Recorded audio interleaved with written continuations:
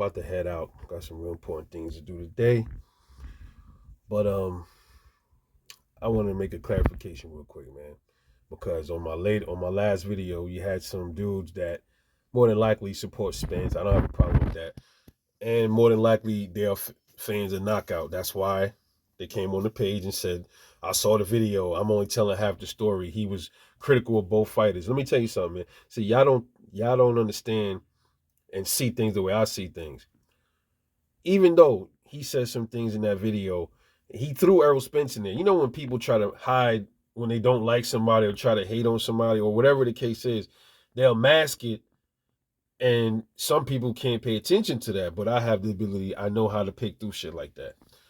Since when in Terrence Crawford's whole boxing career did anybody have to ever question his his seriousness about the sport? When did we ever have to question his physical shape? How he took care of himself? We never had to do that. So what would make Knockout or anybody else say that? If you're going to say, well, I'm not telling the whole story, how come you don't go over to Knockout and ask him, why wasn't he critical of Errol Spence when he was doing all the shit he shouldn't have been doing? Why wasn't anybody on that side of the fence saying anything about Errol Spence getting into going to clubs and drinking and all this other stuff that he was doing on a heavy basis, right?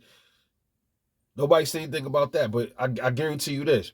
If Terrence Crawford's wife or his girlfriend was to do what Errol Spence's girlfriend did, you would hear all those channels and everybody else probably would talk about it. Now, a lot of people say that had nothing to do with boxing. Bro, listen, check it out. That is something to do with boxing because these are boxers.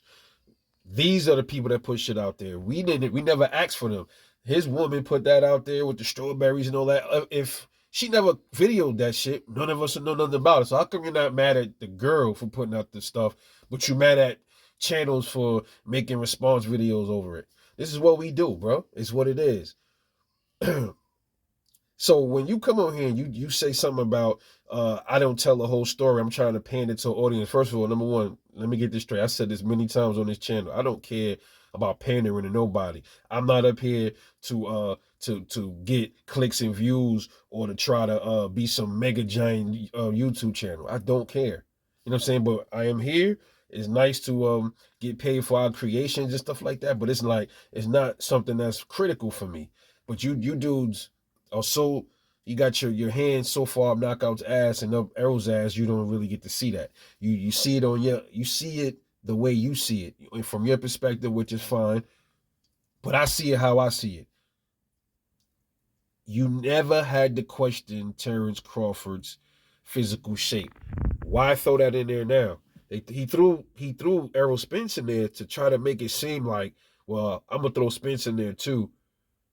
So I'm gonna really, really bash Bud, but I'm gonna throw Errol Spence in there so it won't look like I'm trying to just pick on Terrence Crawford. That's pretty much what he's doing. Because all you need to know is when Errol Spence is doing something that's not really beneficial to him being in the sport, you don't hear these dudes talk about it, bro. That's how you know right there. So don't come over here talking about biased is being biased or unbiased when your homeboy is probably one of the biggest biased persons on YouTube, bro.